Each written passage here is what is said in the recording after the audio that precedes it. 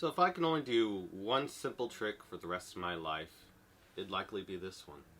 I go up to a spectator, excuse me miss, you've got a little coin right here on your shoulder. Weird, huh? Don't worry, I'll actually get rid of it. I just give it a toss up and it just seemingly goes. Crazy, right?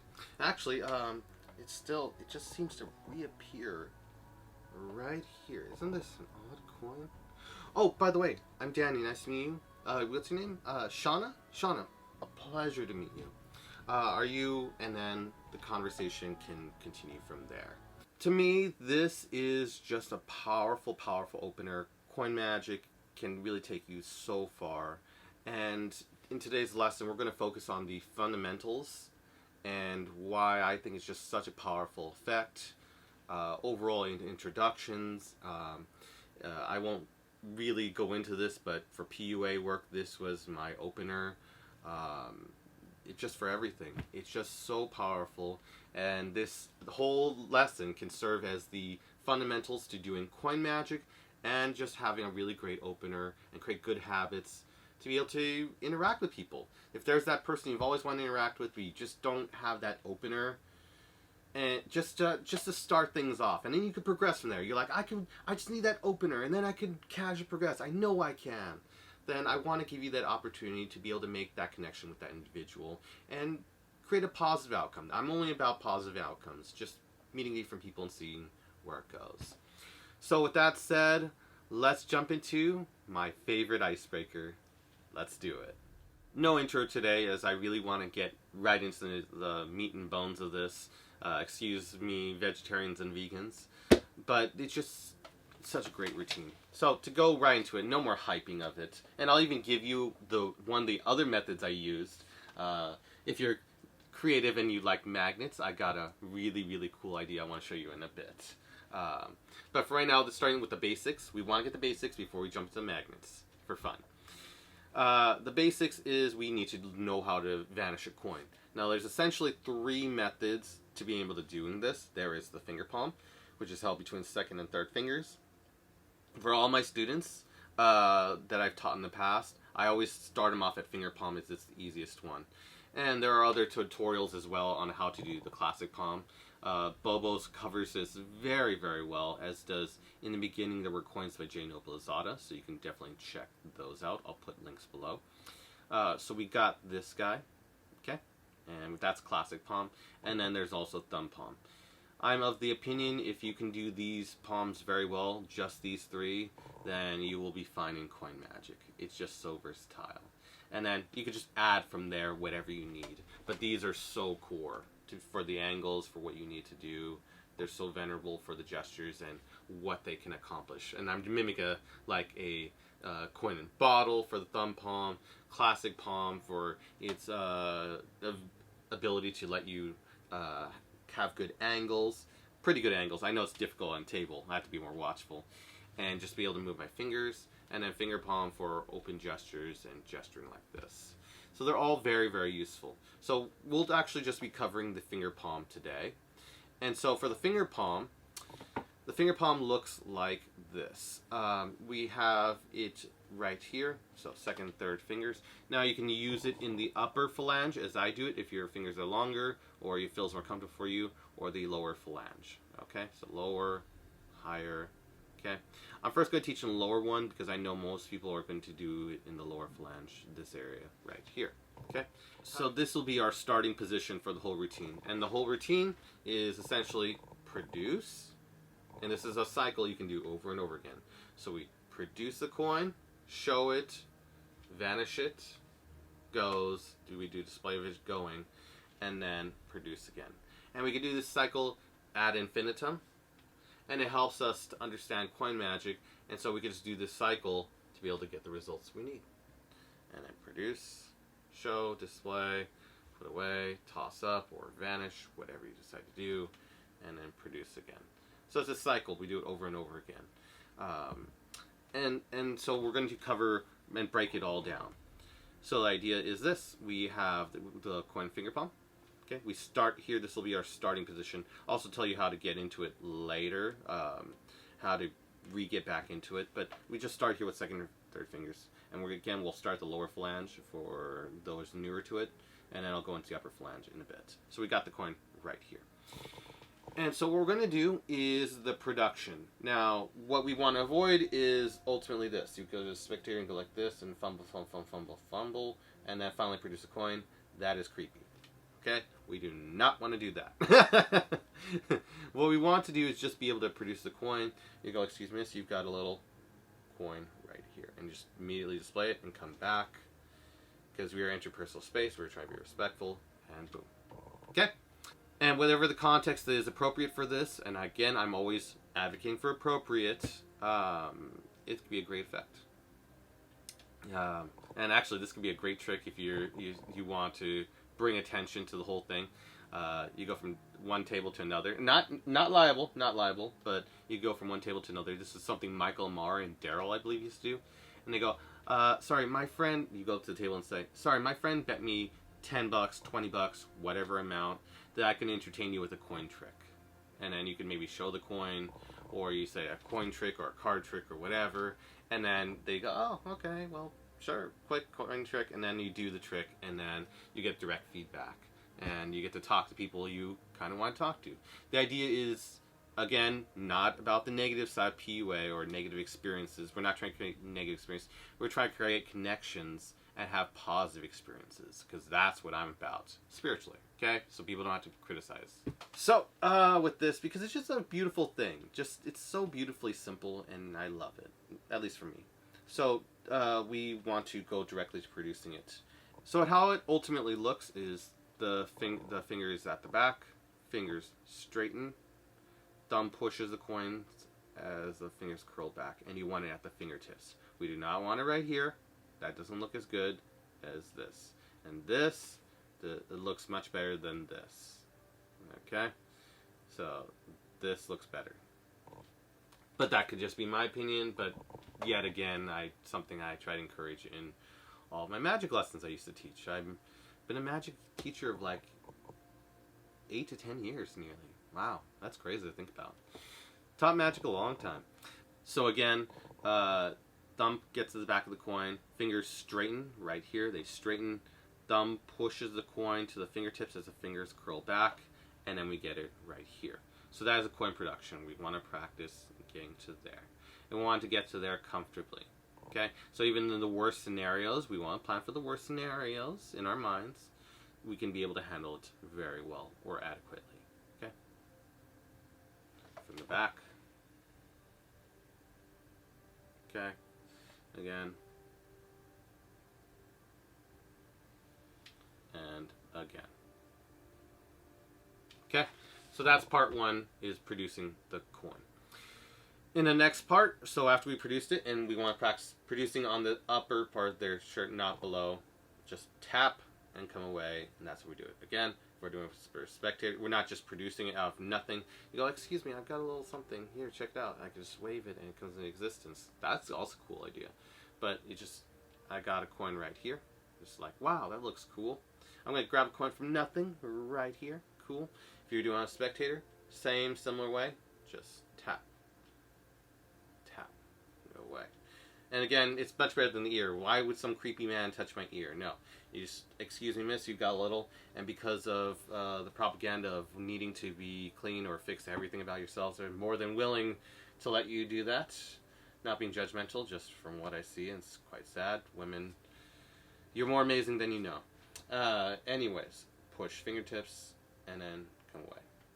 It's like, oh, wait, what? And then they go, oh, he's doing a coin trick. Cool. And people get in and they're freaking out. And it's a great positive experience, opening up. So we got that far. Show it in the palm. And now we do the 5 steps of a coin vanish. And the 5 steps are as such. Clip, coddle, and we'll go over them, don't worry. So clip, coddle, drop, turn, vanish. Okay? Clip, coddle, drop, turn, vanish. So we'll go through each one individually. So, first one, we display the coin at fingertips after we produced it. The coin we let drop from the first finger and thumb. Let drop in the fingers in a finger palm-ish position. So wherever we are naturally in finger palm. We could do it the lower phalange. I'm just so used to doing it on upper.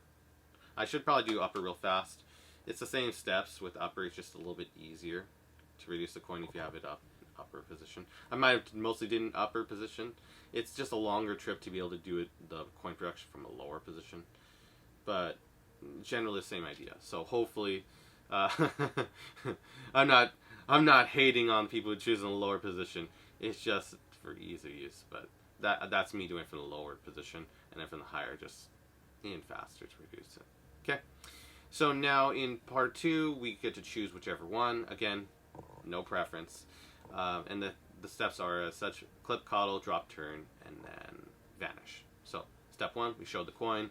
It dropped from here after we showed it, dropped into finger palm. And you can practice doing this, showing it right here, and then dropping into finger palm position. Okay? And once you got it there, we do the 5 steps. So clip, and in real time, it really happens quite nicely.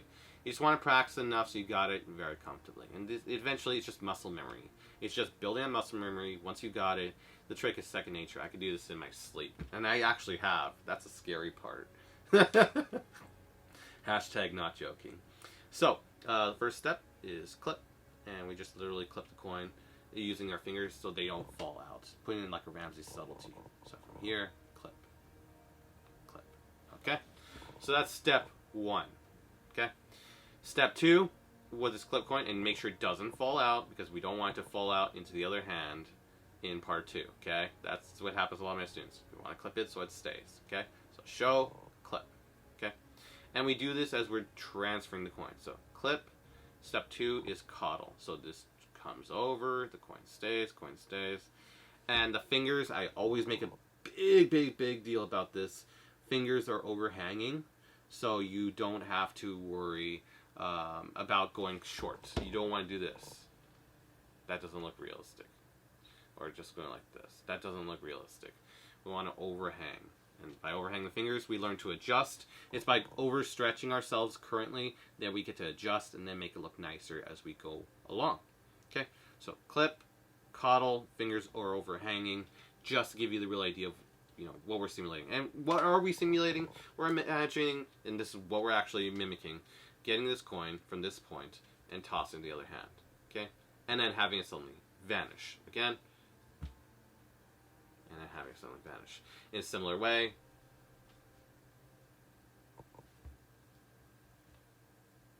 that's what we're simulating, or that's what we're doing, okay? So clip, now we coddle, we're right here, okay?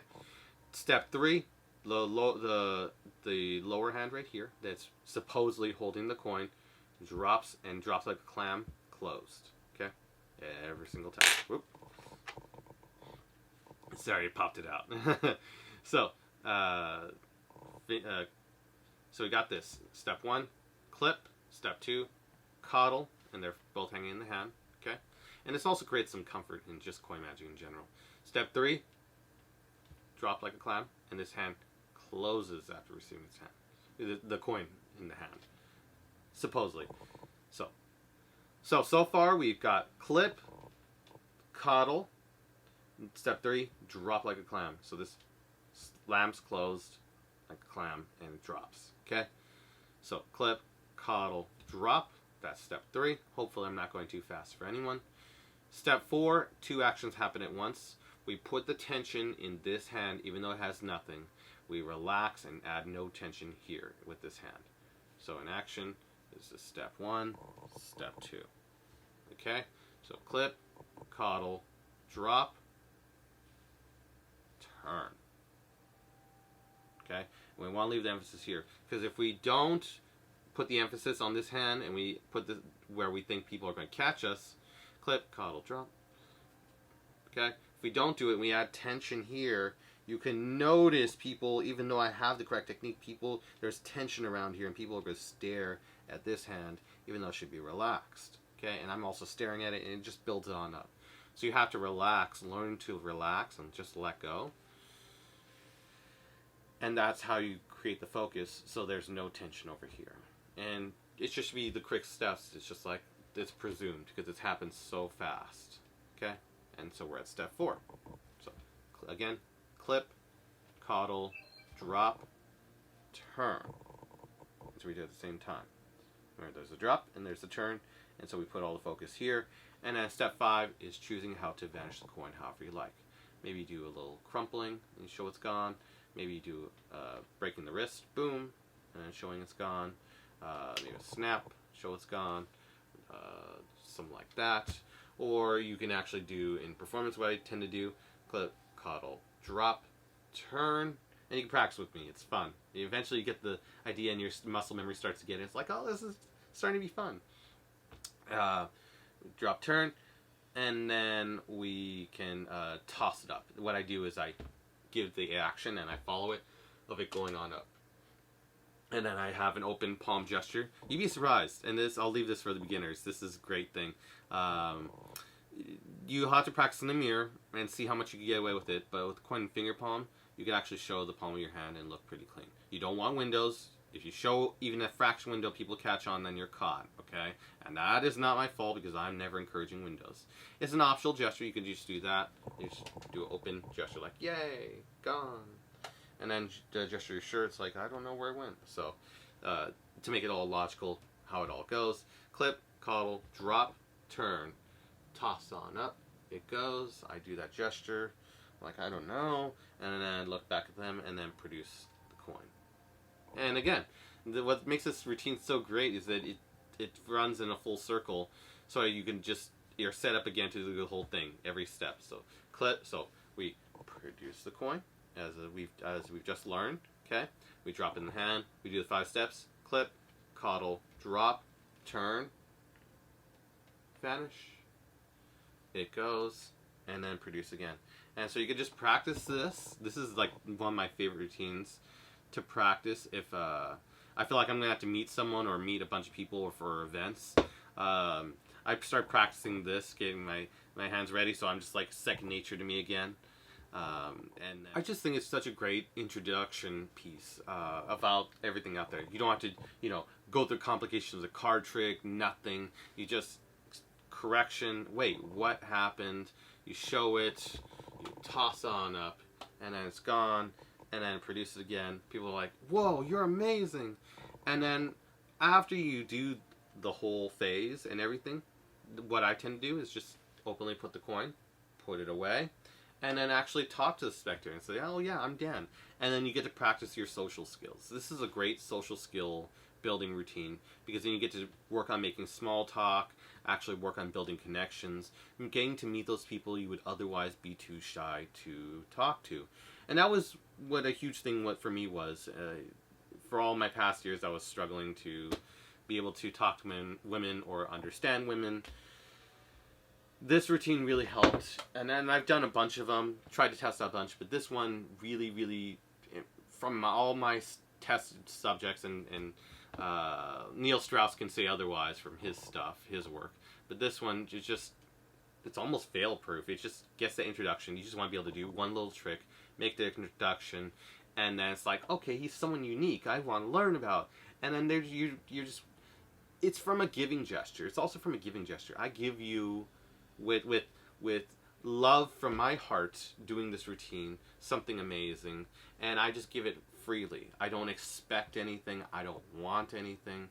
I just want to give, and then people receive that. It's a positive dynamic, and then people want to get to know you. It's a real connection builder, and I just, all the great memories I've had with this routine, and all the people I've met with this routine, it truly makes it an invaluable piece that I just I'll keep on making videos about this basic piece in Coin Magic, or the really elementary bits, because sometimes it's just the simple things that really work the best.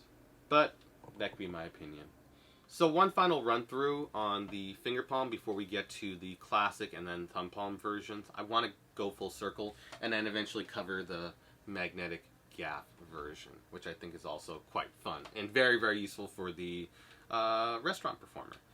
So again, clip, coddle, drop, turn, adding emphasis. I'm turning like this so you could see the routine from a side angle, in a different view, and then vanish or toss, whatever you decide to, and then produce. Again, from the front, produce, show coin, drop to finger palm position-ish, clip, coddle, drop, turn, vanish, or toss, whatever you feel like, and then produce. And show coin, make a statement as a spectator, and then introduce yourself as you put the coin away. And that's how you do it. That's how you start a great conversation piece.